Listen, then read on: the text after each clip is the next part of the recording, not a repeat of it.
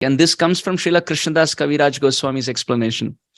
He says that Krishna's lotus feet has the Ganga, Yamuna, and Saraswati of Triveni Sangam, because we know Ganga flows in a lightish, whitish complexion, and Yamuna flows in a blackish complexion. And Saraswati, it is described that she is invisible. But sometimes on the nights of Purnima, she is seen in a reddish complexion. So the mixing of black, white, and red is considered to be Triveni Sangam. And that is Krishna's lotus feet, because the upper part of Krishna's lotus feet is the blackish flow of Yamuna, because that is Krishna's soft, dark complexioned skin. And then underneath is the reddish soul of the Saraswati flow. Saraswati flows in a reddish complexion. So that is the soul of Krishna's feet. Yamuna flows in a black complexion. So that's the upper part of Krishna's complexion.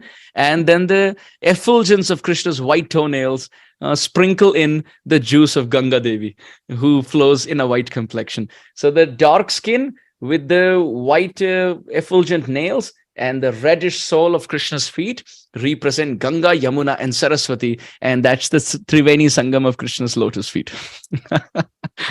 And not just that, Sripad Bilvamangal Thakur now takes it one step ahead.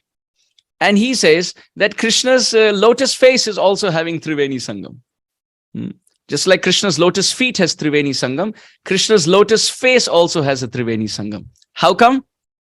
The same, Ganga, Yamuna, and Saraswati. Because Krishna's face is dark like the Jamuna.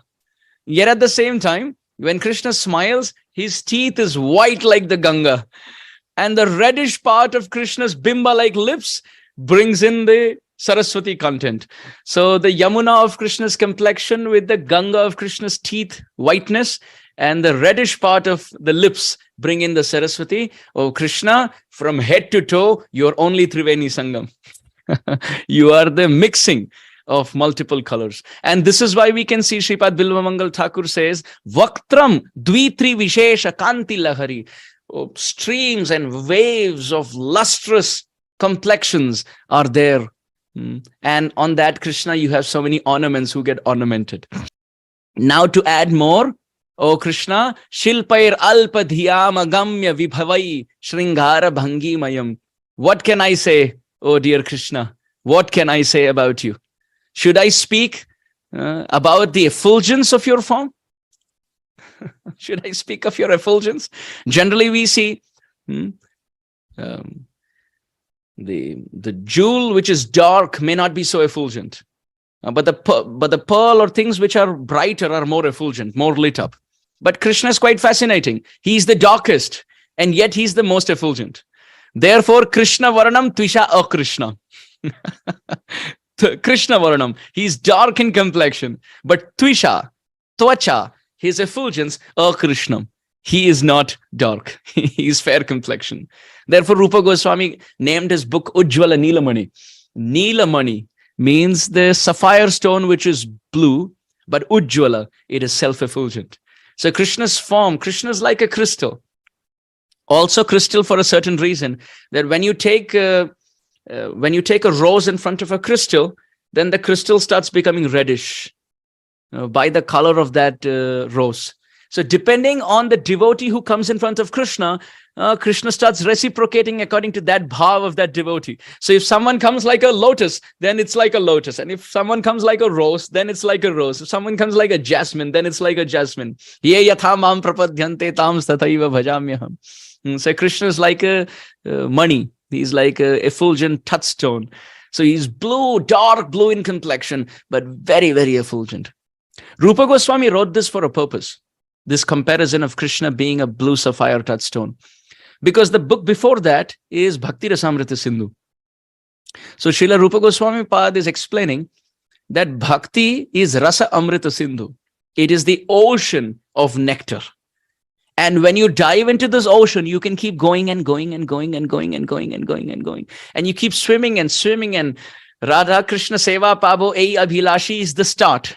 That my desire is to serve. But the last line is, Shri Radha Govinda Preme Sada Jena Bhasi. May I drown in the ocean of Radha Govinda Prem. So let me start with service. And then when the service gets paripakka, becomes completely matured, then what happens? Prem rises in the heart. And one drowns in love for Krishna. So Srila Rupa Goswami Pad has written, Bhakti Rasa Amrita Sindhu, dive into the nectar of devotion. The ocean of devotion is so nectarian, you feel like going in and in and in and in. And the more we swim, we feel, oh, I haven't reached anywhere. So which means dainyata is there in the ocean of bhakti. One feels, I haven't swum at all. I have not gone anywhere. As far as swimming is concerned, I haven't swam anywhere. I am so destitute. I am so fallen. I am like a fish. I am still on the surface. But actually the person is very deep. Others can know, but he himself doesn't know. And the more humble he is, he continues to swim in the ocean of bhakti. And there is an oyster called as Braja Prem. And when you open it, there is a Ujjwala Nilamani. There's a self-effulgent blue sapphire touchstone called Shyamsundar waiting with Srimati Radharani, ready to embrace the devotee. So therefore, should we speak about Krishna's complexion? Not from the point of Brahma Jyoti, please, but from the point of Shyamsundar's effulgence in Braja.